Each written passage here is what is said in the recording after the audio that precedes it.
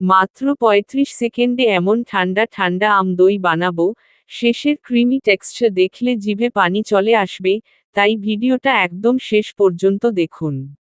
প্রথমে 2টা পাকা আম কেটে ব্লেন্ডারে নিয়ে স্মুথ পিউরি বানিয়ে নিন। শেষে থাকবে ক্যাফে স্টাইল প্রেজেন্টেশন। এবার 1 কাপ টক দই, 3-4 চামচ কনডেন্সড মিল্ক আর সামান্য চিনি মিশিয়ে নিন। কিন্তু আসল ক্রিমি ম্যাজিক এখনো বাকি। এর মধ্যে আমের পিউরি ঢেলে ভালো করে ব্লেন্ড করুন। এই কালারটা দেখুন, একদম টেম্পটিং।